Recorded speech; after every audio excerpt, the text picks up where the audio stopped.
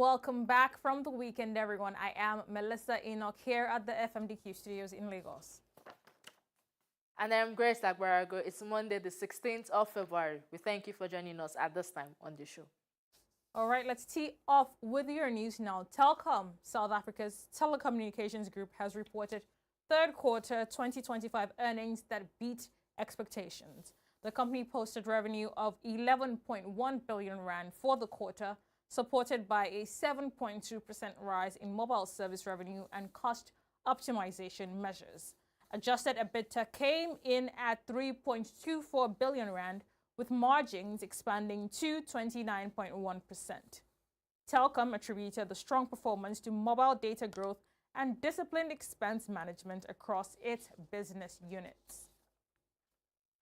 Meanwhile, in Ghana, President John Mahama has declared a major shift in the country's cocoa policy, saying Ghana will no longer sell raw cocoa to foreign countries. In a televised national address, the president said the government will prioritize buying and processing its own cocoa locally as part of efforts to drive value addition, industrialization, and job creation. Here are excerpts. We're going to stop foreign funding for the purchase of our cocoa. We are going to raise domestic bonds. We have enough CDs in Ghana to pay for our cocoa. We're going to raise domestic bonds, buy our own cocoa. We don't need to collateralize the beans. I know the interesting part. We have the capacity to process 400,000 tons of those beans, processing capacity in Ghana. But because the beans are collateralized, we cannot even allocate those beans to the local processors. We have to ship all the beans outside. Now, if we buy the beans ourselves, we can take 400,000 tons out of the beans and give to our local processors to add value. That is what the Accra research is about. I say by 2030, there are not going to be any raw mineral ores leaving Ghana. You're not going to ship manganese ores out of Ghana raw. You're not going to ship bauxite ore out of Ghana raw. You're not going to ship iron ore out of Ghana raw. You must process all that locally. That is the only way we can provide opportunities for our young people. Our young people are not as patient as our generation. They want to see that progress and prosperity today. And that is why Accra Research has that urgency that we need to implement in order that we stop our young people from braving the dangers of the Sahara and the Mediterranean to try to get to Europe to look for opportunity. Africa's prosperity is not a threat to anybody in this world.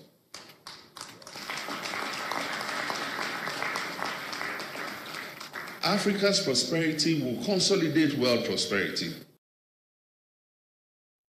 In earnings news, Crédit du Maroc, Morocco's lender, reported strong 2025 results.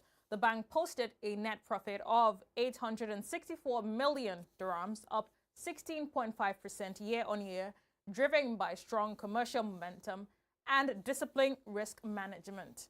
Credit portfolios rose 11% to 62.86 billion dirhams, led by corporate financing, while equipment and real estate loans surged 16.6%. Retail lending also grew, with consumer loans up 11.2% and mortgages rising 3.3%. In banking news, Central Bank of Kenya is seeking providers for global custodial and international credit rating services, with bid deadlines set for March 8 to 9, 2026, as it looks to strengthen management of foreign reserves and enhance credit risk oversight.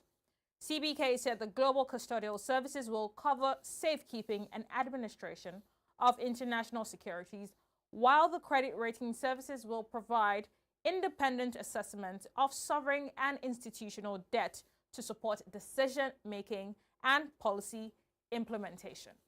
The central bank stressed that both tenders will be conducted under transparent public procurement rules, with bids to be submitted at CBK's head office in Nairobi, reflecting its efforts to align operations with global best practices. At the 39th African Union Summit, Ethiopian Prime Minister Abiy Ahmed has delivered a powerful and historic address calling for African solutions to African problems. Speaking to heads of state and delegates, Prime Minister Abiy emphasized economic sovereignty, regional self-reliance, and a shared responsibility for shaping the continent's future amid global shifts. Here are excerpts. Many African economies are among the fastest growing in the world. Projections show that Africa's growth will be on par, if not above, that of Asia in modern economic history. In Ethiopia, we expect growth of 10.2% by the end of this year. Over the next 25 years, we aim to move from a low-income economy to a globally competitive one, anchored in productivity, industrialization, innovation, and quality jobs. Yet, growth alone is not enough. Our greatest wealth is our people. By 2035, Africa will add more young people to the global workforce than the rest of the world combined. This demographic reality must be harnessed with purpose. Numbers alone will not deliver prosperity. That's why we are investing in maternal and child health, expanding early childhood education, and scaling school feeding programs. Every child must arrive at school nourished, ready to learn, and prepared to contribute. We also strongly believe development must include all. Across Ethiopia, urban and rural areas are being transformed, designed to be green, human-centered, and resilient. Excellencies, in Addis Ababa, riverside renewal has transformed degraded waterways into clean, vibrant public spaces, reducing flood risk, restoring dignity, and strengthening community life. Meanwhile, China will remove all tariffs on imports from 53 African countries starting May 1, expanding its previous zero-tariff policy from 33 countries, excluding Eswatini, due to its ties with Taiwan. The move, announced by President Xi Jinping, aims to boost China-Africa trade, which reached $222 billion in early 2025 and comes as many African nations seek alternatives to U.S. markets. In other news, Nigeria's headline inflation eased slightly to 15.10% in January 2026, down from 15.15% in December 2025, according to the National Bureau of Statistics. On a year-on-year basis, inflation dropped sharply by 12.51 percentage points from 27.61% in January 2025, signaling a significant slowdown in price pressures. Month-on-month inflation turned negative at minus 2.88%, compared with 0.54% in December, indicating a decline in average price levels. Food inflation fell to 8.89% year-on-year, down from 29.63% a year earlier, and stood at minus 6.02% on a monthly basis. Finally, on news now, the Africa Business Forum 2026, currently underway, is bringing together policymakers, business leaders, and development partners to shape the future of Africa's jobs, innovation, and economic transformation. Delegates at the forum are focusing on how to unlock private sector investment, drive industrialization, and create sustainable employment for a growing youth population across the continent. Here is a curtain raiser comment from Claver Gatete, Executive Secretary of UNECA. Africa is no longer a continent waiting for transformation. Transformation is already underway. Through the Africa Continental Free Trade Area, we are creating a single market of over 1.5 billion people. Digital platforms are expanding and startup ecosystems are scaling. This transformation is already visible in multiple sectors across the continent. For example, in Côte d'Ivoire, a youth-led cocoa processing enterprise now processes 36,000 tons of cocoa annually and has created about 1,000 jobs. In Morocco, an integrated automotive value chain created over 220,000 jobs. And Ethiopia's digital payments ecosystem engaged hundreds of thousands of agents and merchants. The narrative is therefore changing. Africa is not only exporting commodities, but beginning to export value as well. However, despite these successes, the pace of transformation remains below potential. Africa faces a huge infrastructure financing gap and further loses billions annually to illicit financial flows. Even so, the continent holds over 1.1 trillion US dollars domestic institutional capital in pension funds, insurance pools, and sovereign assets. The paradox, therefore, is not a lack of capital, but the lack of mechanisms into investable projects at scale and at speed. Distinguished ladies and gentlemen, every year millions of young Africans enter the labor market. If they find productive employment, Africa becomes the growth frontier of the century. If they do not, instability becomes globalized. Africa is no longer... I am Melissa Enoch, and that's it on News Now this Monday. The show returns shortly with Grace at the FMDQ Archives Room, giving us our market updates.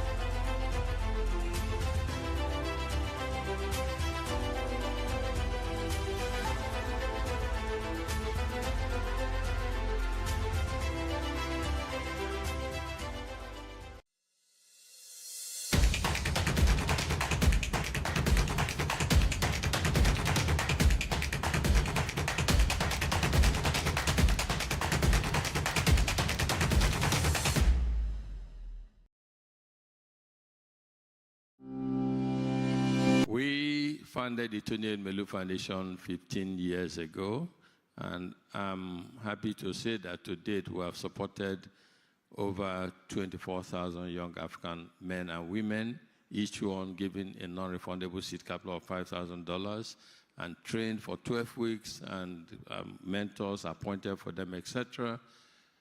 Out of this, about 21% of these entrepreneurs are in the agri-business and agricultural space.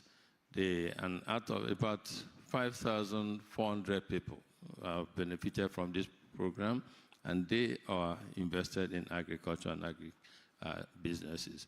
And out of the 55% of them are women, females, okay? And we like that because we've seen that empowering women is like empowering communities, nations, etc. And they succeed.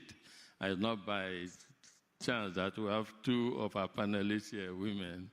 And what we have seen, the people we have supported, is that they have helped to create jobs.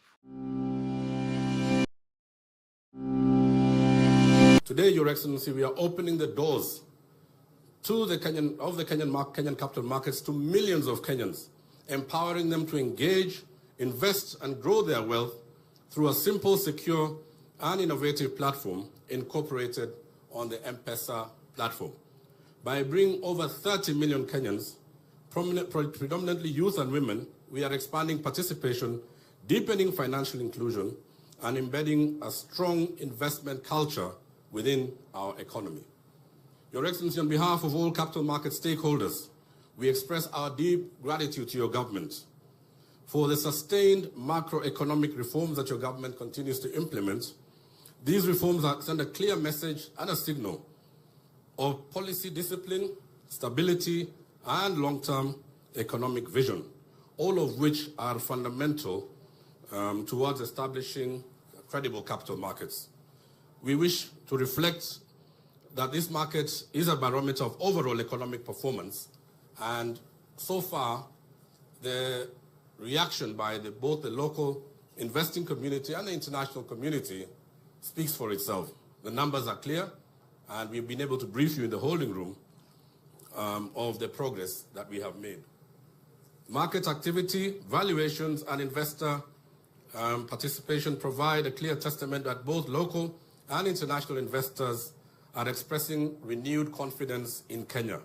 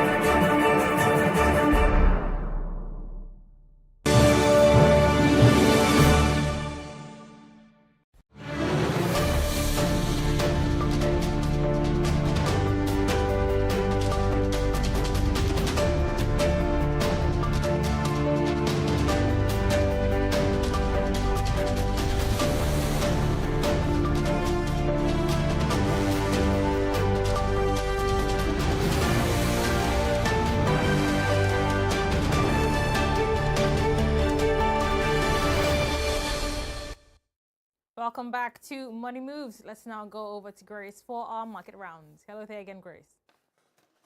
Hi, Melissa. Let's take a look at how the markets open trading for the week starting off with the equities as usual. The NGX All-Share Index surged 4.37% to close at 190,281.57, while the BRVM in Abidjan gained 0.66%. The Nairobi Securities Exchange slipped 0.34% to 215.95. In South Africa, the Johannesburg Stock Exchange advanced 0.53%, and in North Africa, Egypt's EGX 30 fell 1.56%, while Morocco's MASI edged up 0.36%. Let's do a quick round on some of the Pan-African currencies. The rand was little changed, easing 0.03% to 15.95 against the US dollar. The Egyptian pound weakened 0.20%, while the CFA franc inched up 0.03% to 553.15. The Kenyan shilling firmed slightly to 128.98. The Moroccan dirham slipped 0.07% to 9.12, while the naira softened 0.09% to 1,352 naira 51 kobo as at 13:39 GMT. Let's switch into the commodities data deck, beginning with energy prices. Brent crude rose 0.31% to $67.96, while US WTI gained 0.29% to $63.07.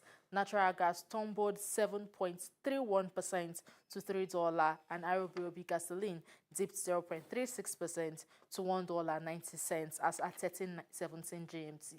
Now, finally, to metals prices.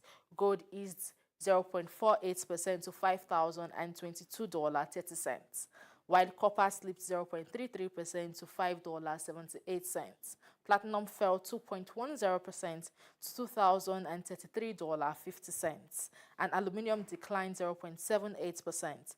Iron ore dropped 0.71% to $99.66 as at 13:20 GMT.